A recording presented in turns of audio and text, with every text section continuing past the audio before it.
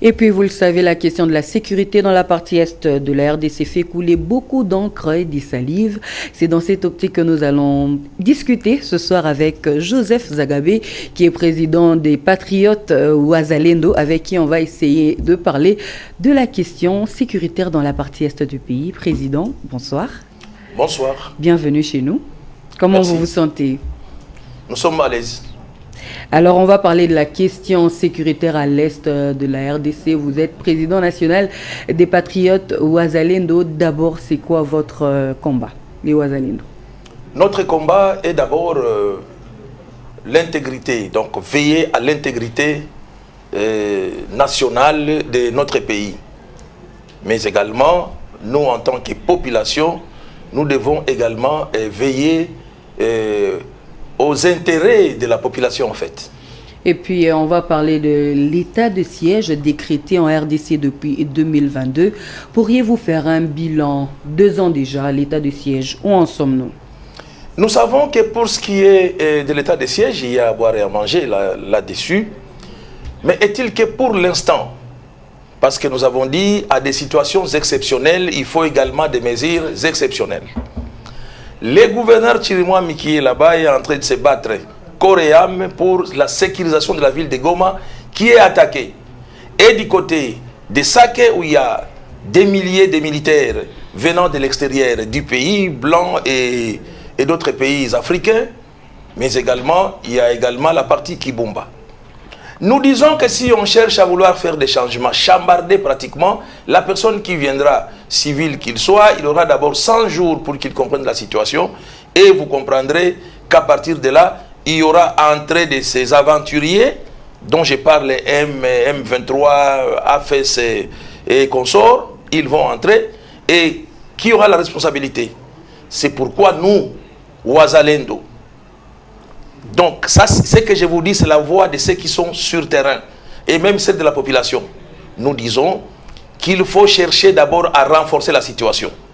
Soit créer le poste d'un civil comme vice-gouverneur qui pourra commencer à suivre la question administrative. Là, on n'en disconvient pas. Mais pour ce qui est du côté militaire, Chirimwami a encore besoin d'être là. Par rapport à la situation actuelle, où même nous avons dit, nous n'allons plus commencer à vous dire ce qui se passe sur le terrain. On ne va plus commencer à dire qu'on a conquis tel ou tel millier, mais nous sommes en train de les raser au fait. Donc parce que maintenant, ils comprennent, ils connaissent qui sont les Wazalendo. Et l'Occident a déjà compris. Donc pour l'instant, on les frappe. Après les avoir frappés, on recule encore, on les laisse jusqu'à ce qu'on va les exterminer tous. Président, dites-nous, mais la cohabitation Wazalendo FARDC, comment ça se passe? La cohabitation, tel n'est pas un problème, parce que vous savez qu'au niveau des autorités militaires, souvent chez les militaires, lorsqu'on leur donne l'ordre, c'est l'ordre qui est suivi. Donc, il faudrait qu'au niveau de la défense, qu'on puisse essayer de voir comment est-ce qu'on peut envoyer des personnes aguerries au niveau des officiers militaires afin que la situation soit trouvée. C'est comme ça que nous avions dit qu'il y a un des militaires parmi d'autres qui se trouve ici, général Kassikila, qui est là-bas, qui est la population, qui est les Wazalendo sont en train de demander parce que pour nous, nous disons que c'est aussi un Mamadou. Quelqu'un qui se donne corps et âme pour que la situation puisse aller de l'avant. Président, jeudi dernier, le ministre d'État en charge de la justice était devant les élus nationaux à l'Assemblée nationale pour solliciter la prorogation de l'état de siège. Mais nous avons remarqué une attitude assez particulière des élus de l'Ituri et du Nord Kivu qui ont carrément boycotté cette demande. Malheureusement, qui a été, heureusement ou malheureusement, je ne sais pas, qui a été accordé au gouvernement.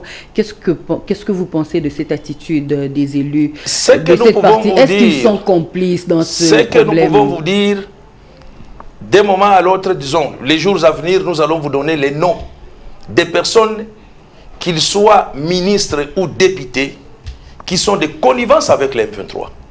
Maintenant, ce n'est pas la question. Il est question qu'une personne, député ou ministre, puisse passer et s'arroger les droits d'injurier M. Zagabé. Nous ne sommes pas là. Nous voyons la République, les intérêts du pays. Nous disons ceci. Depuis plusieurs temps, ça fait pratiquement plusieurs mois, ces députés étaient là. Ils n'ont jamais parlé qu'on puisse changer, ainsi de suite. Mais maintenant qu'on nous dit que ces gens-là veulent à tout prix prendre Goma et Butembo, là, nous disons carrément, on dirait qu'ils sont complices, parce que là, ils cherchent à amener un militaire civil au niveau des provinces. Et lorsqu'il y aura des problèmes, parce que vous savez, un gouverneur, quand il arrive, il doit d'abord au moins avoir 100 jours pour qu'on puisse l'évaluer, pour qu'il puisse aussi comprendre. Ici, nous ne sommes plus dans les systèmes de vouloir comprendre.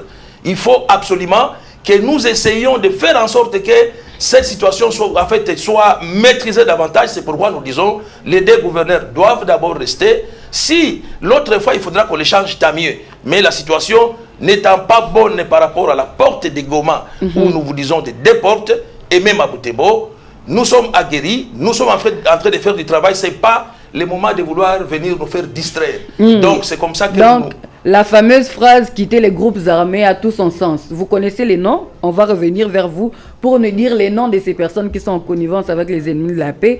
Un dernier mot, dites-nous, quelles sont les propositions claires que vous pourriez faire pour que la paix revienne finalement dans cette partie du pays? Pour que la paix revienne, d'abord nous disons, nous Wazalendo. Un Wazalendo, un Mouzalendo, c'est une personne éprise de paix et de bonne volonté qui n'a aucun problème avec aucun voisin. Nous vous disons, quels que soient les Rwandais, les 9 pays voisins et tous les pays du monde. Mais c'est seulement lorsqu'on cherche à venir vouloir s'accaparer d'une portion de notre territoire que ces gens-là viennent pour la sécurisation de la partie qu'on cherche à vouloir déranger. Et lorsque une personne multinationale veut venir là-bas pour extraire alors qu'il n'est pas en contact avec Kinshasa, nous refusons carrément que c'est anormal que ces gens puissent venir. Ils doivent d'abord arranger avec Kinshasa. Et dès qu'ils arrivent, la production se fait sur place. Pourquoi? Parce que ce sont les enfants d'abord qui vont bénéficier du travail. Il y aura des hôpitaux, pourquoi pas des écoles, et parmi lesquelles ce sont des écoles de métiers. Donc on pourra chercher parce que ces gens, pendant plusieurs décennies, ils sont dans des guerres qui leur posent problème, et que nous savons que ces entreprises qui viendront, et non seulement qu'il y aura du gagnant-gagnant avec les gouvernements, mais également plutôt, il y aura des microcrédits qui seront donnés à la population. Et cela pourra permettre d'évoluer par rapport à l'évolution et si pas au développement de ces entités. Merci beaucoup, Président. Nous reviendrons vers vous pour des prochaines questions encore un peu plus poignantes en ce qui concerne cette question. C'est une question brûlante. Merci de toujours être disponible pour la 10e télévision. Je vous remercie.